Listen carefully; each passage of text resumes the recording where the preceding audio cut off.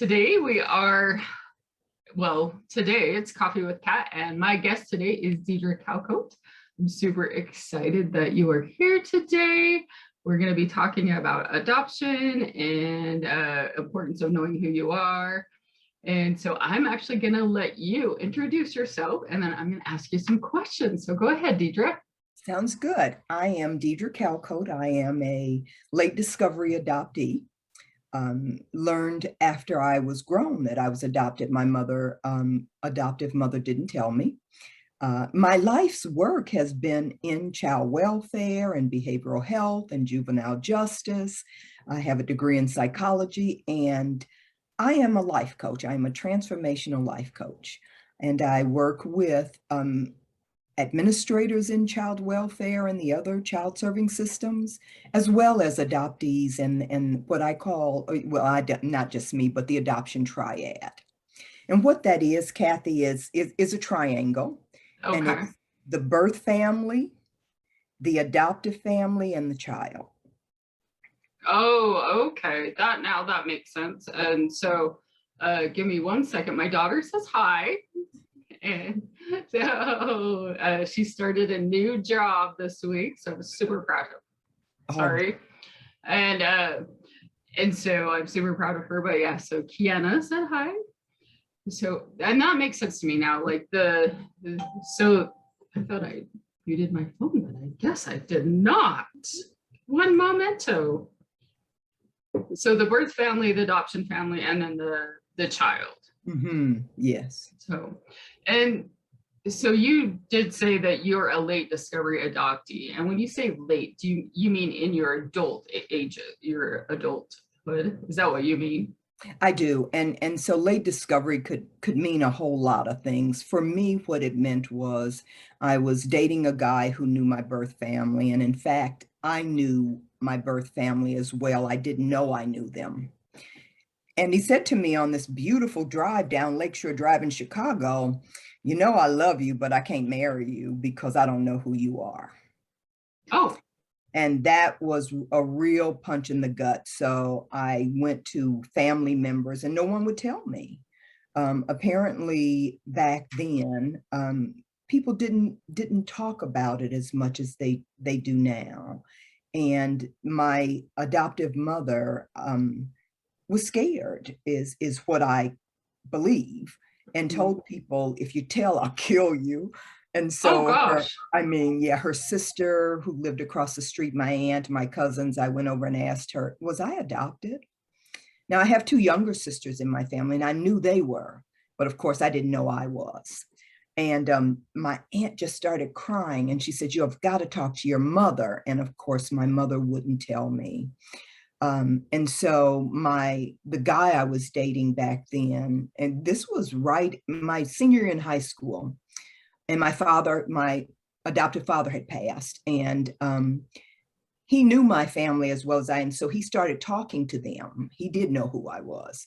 And family started coming around me and saying, "Now that you know, let me tell you." And I'm like, oh wow. No. And so I waited for quite a while before I met the birth family, as far as my mother and my siblings. I'm the 9th of 10, Kathy, and the only one given up for adoption. Oh wow. Yeah. So oh wow. So why do you think, I do have some questions regarding like the adoption and the secrecy behind all of it. Why do you feel like it's the parents, whether adopted, whether birth, are so secretive about that? And do you feel like it's harmful or good for the child? I'm going to answer your last question first. Mm-hmm. I think it's very harmful. Mm-hmm. Because once I found out and I looked in the mirror, I was watching soap operas back at the end, and I couldn't tell you who said it, but some woman got on and said, "I don't know who I am." And that got me pretty hard, and the secrets and the lies. I do believe it's because it's taboo for women not to be able to conceive or to have children. And for those who grow up and have been abused by their birth families, I think people, I lost my ears. I lost my ears. So, but the last part I got was it was taboo, not for yes. women to have children. And I believe that people who have had children who have had them removed from them because of abuse or neglect or because they just couldn't parent for some reason, adoptive parents a lot of times don't want to tell them because there's pain around that. Mm. And what we sometimes don't realize is there's pain around adoption, whether you want to recognize it or not. That birth mother is grieving in some way. She carried a child for 9 months, and that child, I have an adopted daughter. We were Oh. blessed with her. Her mom was a teenager, and mom and dad chose us. And so, of course, we started in counseling right away. Told her right away, and the therapist one time said to me, "You should read the book Primal Wound." So I get this book, Primal Wound, and I'm reading it, and it talks about the bond between a birth mother and a child, and how when a child is taken away from their birth mother, you know, all the soothing and the noise and the voice of the mom is no longer there. Mhm. And so babies sometimes cry a lot. And so I'm reading this and I'm thinking, oh my God, my poor child. And then all of a sudden the light bulb went off. That's you. So I Right. learned, you know, that yes, those wounds are there. And I do believe the taboo is around two things. There are probably many others, but one in my life, I believe it was because my adoptive mother couldn't conceive, and that was not okay in the Black community in Chicago at that time. Mm. And I think the second reason was the suffering and the pain that she felt it may have caused me as being adopted, and how would she deal with that. So there is a lot of healing to do. I am in all kinds of groups and talk to all kind of people around this, and sometimes adoptees feel unworthy. They feel not good enough. They're always trying to raise the bar and make sure everybody accepts them Mm.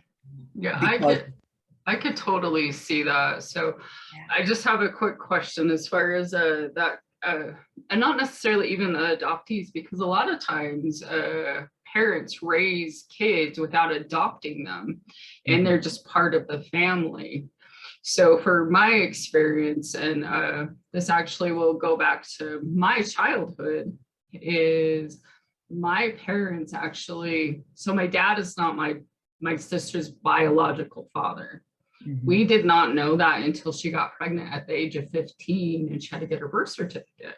Mhm. And then I found out actually when I walked in the door one day and they were yelling at each other. And my sister said, "Well, you're not even my father. You don't have to tell me what to do."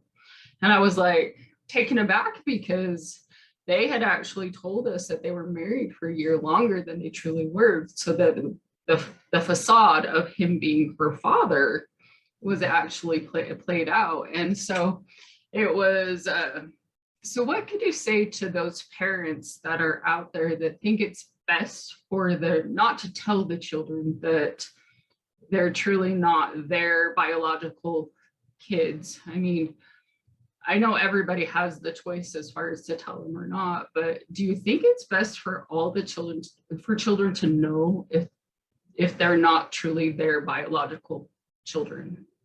I do, as far as, and I say at developmental stages, they should know. And the reason I say that is um, when people don't know who they are, they've lived a lie. Their whole life has been a lie. And that kind of messes with, and I'm generalizing. So please, everybody doesn't feel the same way, and it's not the same for everybody. But the generalization is, I didn't know who I was. And when I met my birth family and they started saying to me, "You laugh just like Uncle Carl. Your fingers are like so and so." What that did to me and still does is breathe life into me. And so the lies and the deception, once a person finds out, really messes with people, and it's not okay. I don't want to be harsh, but what gives anybody the right not to let another human being know who they are? I 100% agree with that. I absolutely, especially with seeing my childhood and what transpired in my childhood. And I know my parents were doing the best that they thought That's at right. that point in time. They absolutely were, because they didn't know any different. Right. And I feel bad as far as for my sister, because it was her that was affected, but it also affects the entire family unit. I That's mean, right. it was like you were living in a lie, and it was just like, so I feel what you're saying as far as that goes. And so Allison said, oh, she wants to share this. Are you okay with Allison sharing this? Yes, of course. Okay. Can I just say this first, because I want people to hear this? Yep. When we know better, we do better, right? Oh yeah. We all make mistakes. We all do the best we know how, and we do things from the limited experience that we have. And so I hope nobody hears me shame or blame anybody or anything. I'm just trying to give a different perspective. So, and I love that. I love it because it's coming from the child, and learned as that you were adopted. And you're just so loving and caring. And I love that about you. I absolutely love that about you. So, but if anybody has questions out there for either Deidre or myself, let me know. Johnny, I love Johnny. I bet you do too. Yes. So he says, fabulous conversation. Fabulous conversation. So how did you do a lot of work with the adoptees and that particular segment of population. And so I can tell why you got into it because of your past history and whatnot. But did you always, is that why you got into it, or was there another reason? Or You know how we say some things choose us? yeah. This chose me. And it has been a great part of my healing. I tell my story every chance I get. I was the adoption manager, and I would tell my story. And I learned that as I changed, as I healed, I was telling a different story. I was no longer a victim. And I could see what my mother gave me. She gave me the will to fight. She raised me. I mean, I have the best of both worlds, right? I mean, somebody loved me enough to take me in, and I was loved enough to be born. So, I heard a lady say, and it really resonated with me. Somehow, whatever your belief is, God brought all of that together to make who I am so that I could live my purpose. Now, I wasn't always there. I am now. And so I can look and I can get in the kitchen and cook and think, Mama would be proud of me, And so those are the kind of things that make me proud. And I know you want to get to the question, but I want to say one other thing, and that was, I finally did ancestry.com. It took me a long time. I'm like, I can't do it. I can't do it. And I did it, and I got the results, and I got my phone, and I couldn't believe it. And I went in the bathroom and I just sat there with my phone. Johnny didn't know what was going on. Nobody knew what was going on. And I just kept looking at what it said. Mm.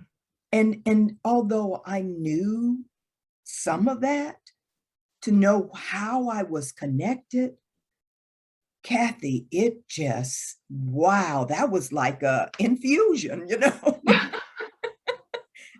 Oh, so I bet it's kind of like putting the last puzzle piece together.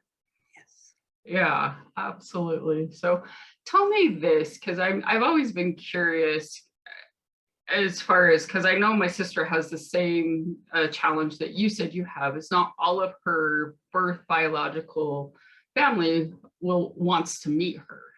Yeah. And you had said something like that as well. And so can you tell the audience about that, and maybe like if anybody's challenge with that, or how do you overcome that?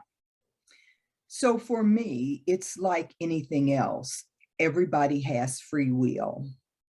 The person that doesn't want to meet me, and I don't want to disclose because they have their own life and they have their own reasons. Um, they knew about me, so I didn't know they knew about me, right? And my brother, when I first met him, said to me, every July 27th, we lost our mother to you. And so now I'm mad, the nerve. You had her all your life and you telling me about one, and I didn't understand. And what he said was, she grieved you, she mourned you. And so if all of my siblings knew about me, that pain and suffering of not knowing why I wasn't around could have been real heavy for them too. Like we talked about earlier, this doesn't just impact the child and the mother, it impacts the rest of the family. So when I met my birth family, I went and stayed with one of my sisters. Some of my adoptive family came over and they told the group, we supported her in raising her to this point, and now we give her back to you. Oh. So Oh. my younger brother, who, I met when I was there, sat across from me really close. And he's looking at me and he says to me, I'm not going to cry, as the tears roll down his face.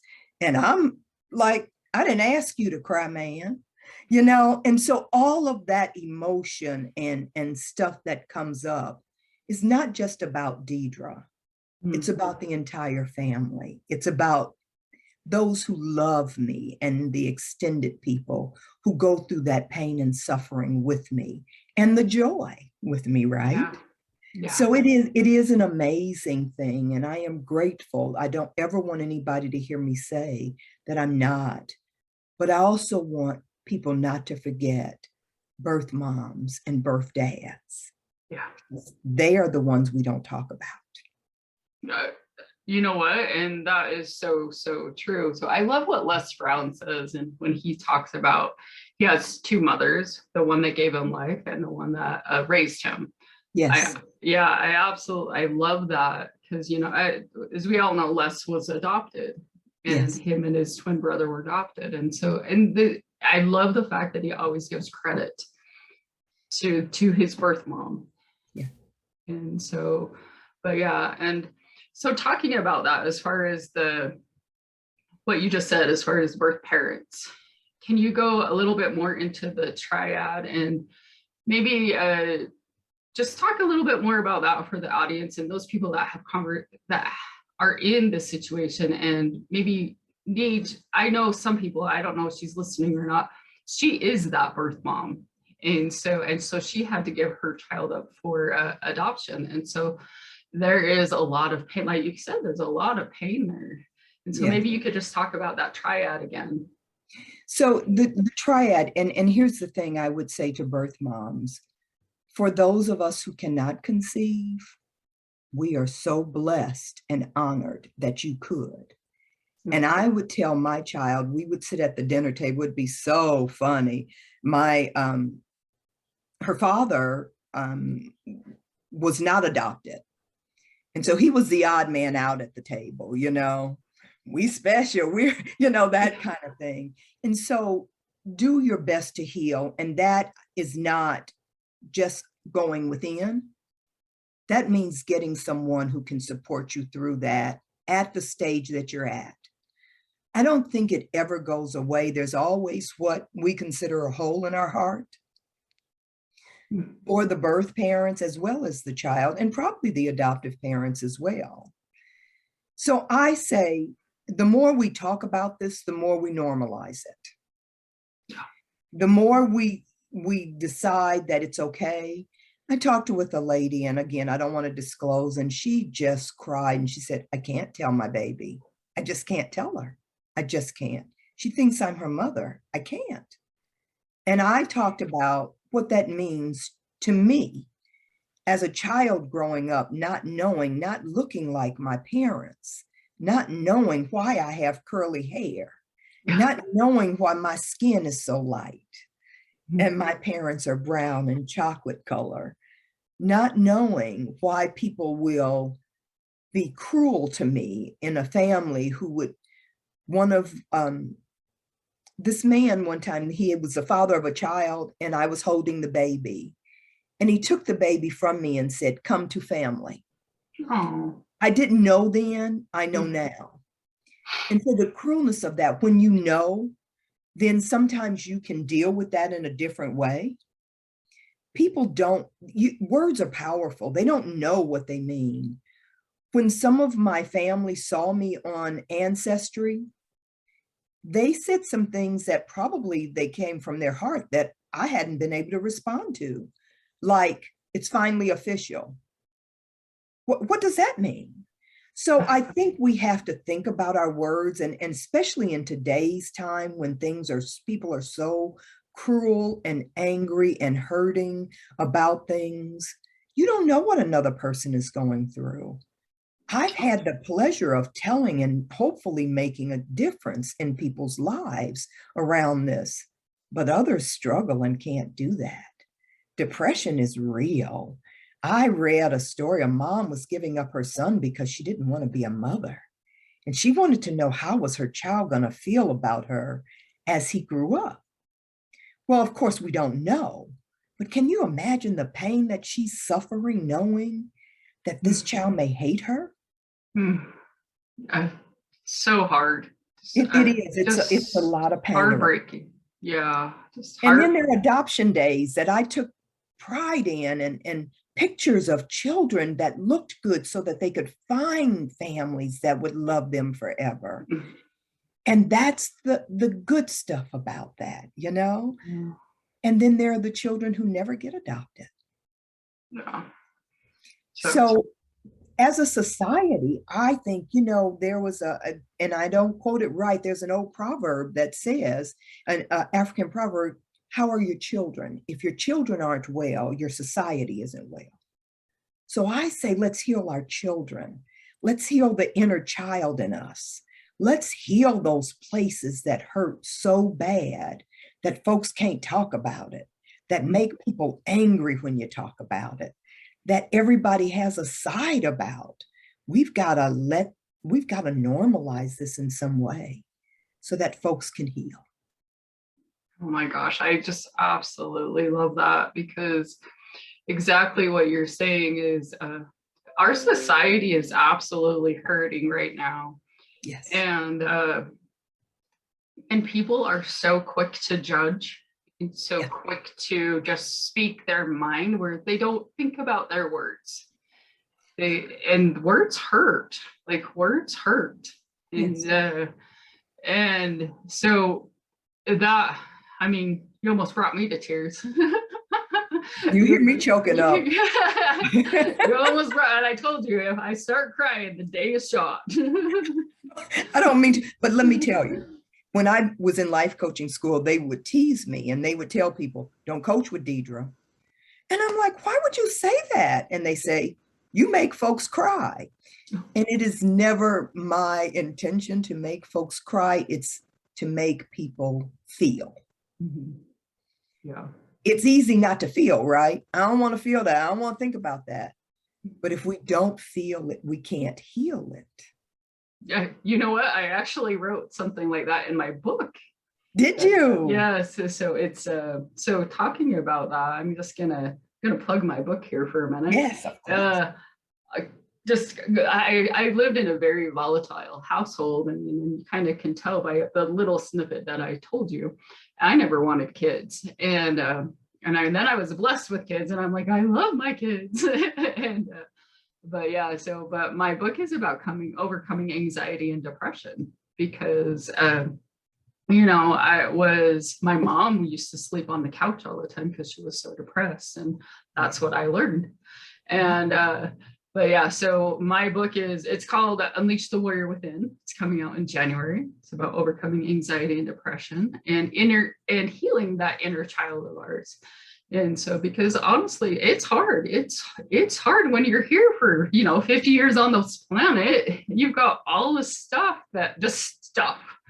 And so, but yes, you have to Healing that heal. inner child, Kathy, I've been doing that work real deep lately, and Mm. it makes me sick. It makes me literally physically sick.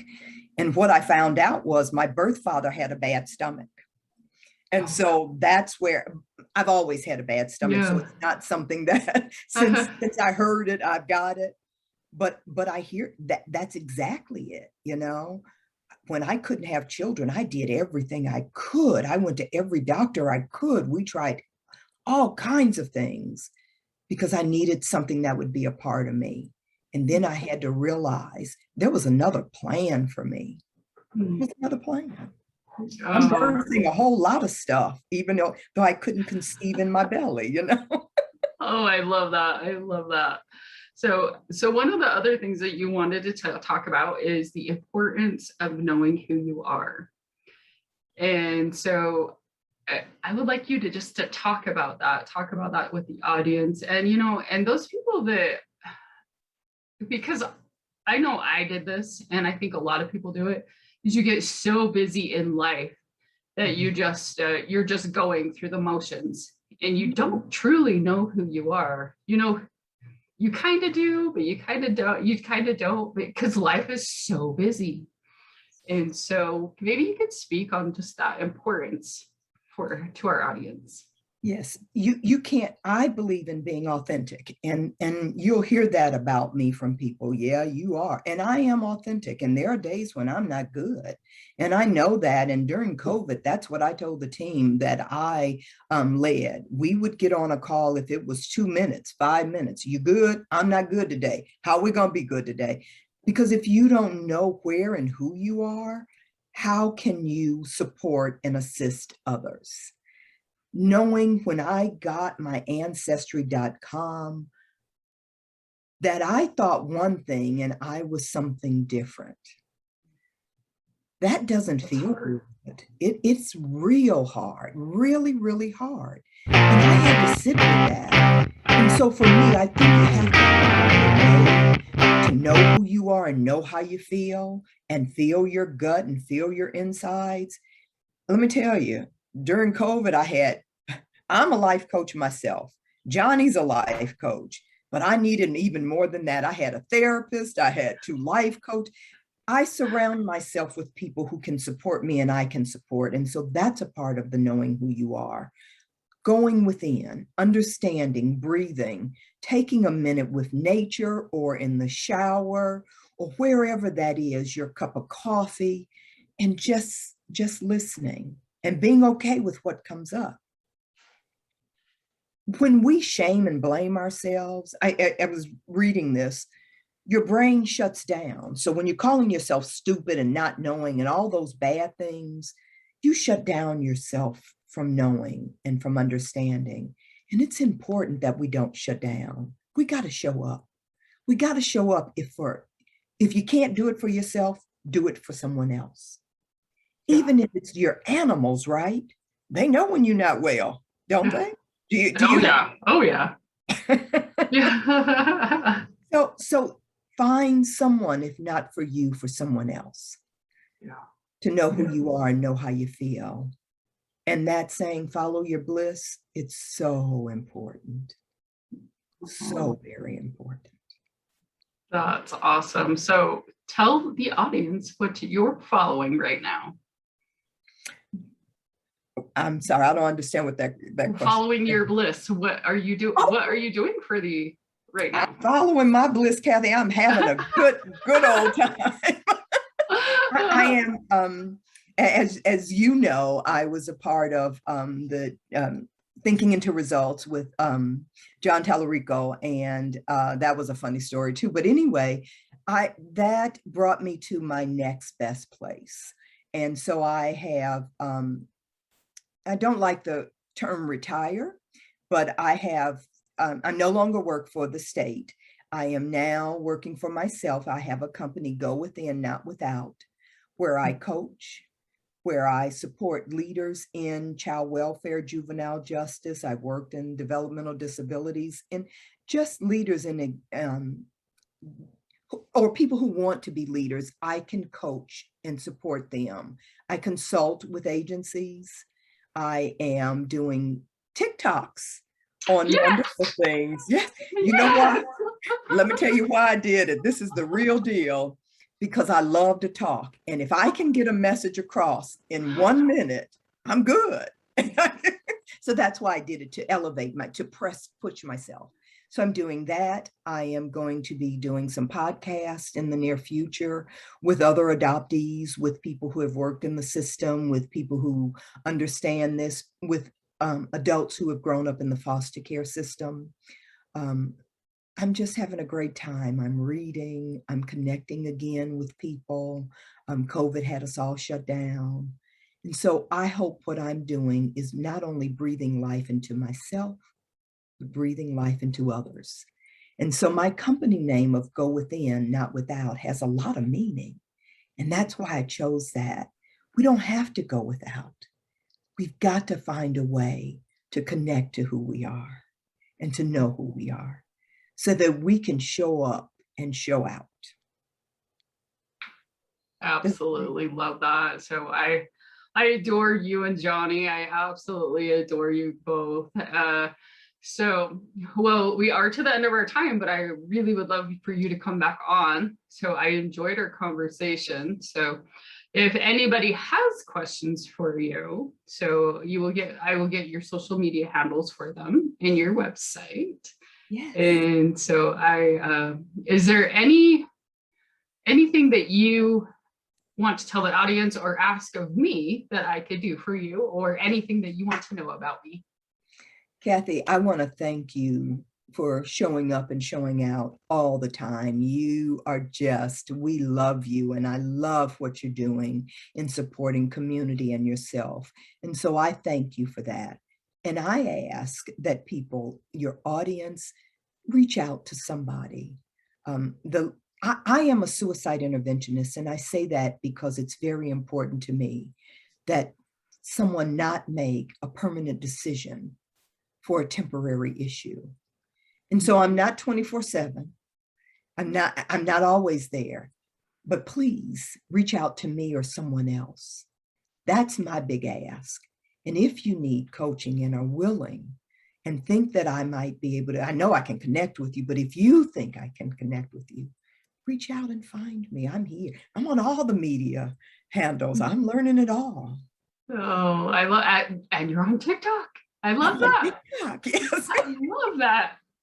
So awesome. No, I can't wait for you actually to read my book, because I was actually on the I know we were out of time, but I'm going to tell you this. My former husband used to always say he's going to commit suicide because it was better for everybody else, everybody in the family.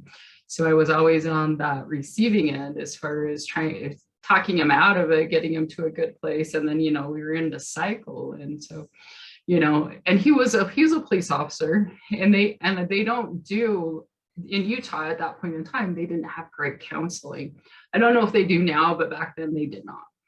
And so that's also in my book, and over talking about suicide and having to get help when you need it. And so, but yeah.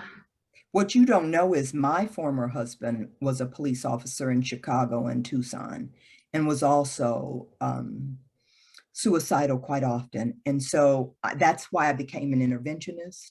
I talked to him about our story and me being able to tell it. He has passed on. He has made his transition.